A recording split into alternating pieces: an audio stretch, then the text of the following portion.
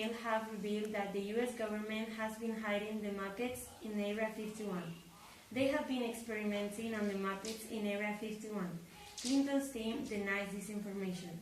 Clinton said that it was an April Fool's joke. Despite denying the information, fans are gathering outside Area 51, demanding to free Miss Piggy. We're going to the scene. I'm here with Virginia, who has legally changed her name to Miss Piggy Jr. Hi, Miss Piggy Jr. How long have you been here? Since I found out this morning. Have you ever met Miss Piggy? No, I'm a big fan of hers, and I don't want her to be suffering. I always knew that she was real. How do you plan to see Miss Piggy? That's classified information. I can only tell you that it will be soon. Thank you. Back to you, Esther and Alberto. Esperanza Aguirre is on the Formula One leaderboard after winning the new track in Valencia's first race. Camps congratulated her from prison. We'll send it to Inés, who is standing by in Alicante.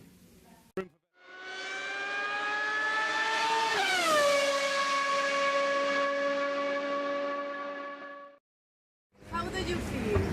Fantastic. The track here is first class. The car drove like a dream. My hard work has paid off after so much invested in this dream. Look at this place. We are going to include Alicante on the map. Have you seen Jorge Fernandez Diaz? I passed him on the last lap. I'm very good at maneuvering my car. Ask the police office on Gambia. Thank you, Speed. We're sending back the feed to Marina, who is standing by at Congress. Podemos, Ciudadanos, and PSOE have passed a last-minute bill to ban Candy Crush in Congress.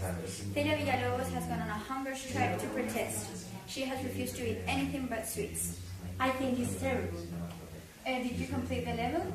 No, I couldn't. I didn't have enough time. What level are you on now? Level 20, but I won't be able to continue playing because if I can play in the Congress anymore, then I won't pass to the next level. I've already wasted all my salary on lives. How long do you plan to be on your hunger strike? Until they revoke the law, I will stop. Thank you, Celia. Back to the newsroom. And just yesterday, in the USA, a crazy man apparently attacked Donald Trump and pulled out his hair. We are going to send it to our White House correspondent, Rocío. Hi, Rocío. How are things there? Everyone is concerned about the news, but some last-minute news has revealed that he didn't really attack Trump.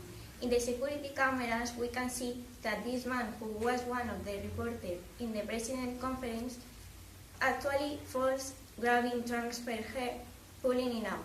We are here with the man. Alberto, how are you after this encounter? I was doing my job when I suddenly fell down and everything went black for a second. I remember hearing the floor, people running and shouting, and cameras flashing. Do people recognize you in the streets? Yeah, they do. Have you been in trial yet? After the security video was released, the case was dismissed and I don't really know what's going on now. Thanks, Alberto. Back to you in the studio. The number of Camino de Santiago pilgrims has increased in the last year. As a result of this, the Spanish Olympic Committee has proposed to include it as an Olympic sport to the International Olympic Committee. This could improve the Spanish economy due to the fact that many tourists would come to watch the competition, explained the Spanish President Mariano Rajoy. The International Olympic Committee is discussing this proposal, and they will give us an answer in 2 months.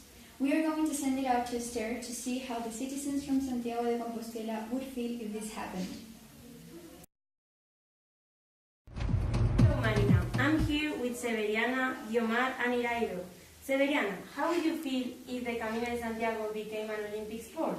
I'm very excited to see Olympic spirit here, and of course, some young athletes. Those are good reasons, Severiana. What about you, Guiomar? Would you change anything in the community as mayor because of this new sport? Well, we will open more bars with a traditional Spanish menu and more taverns for the children support.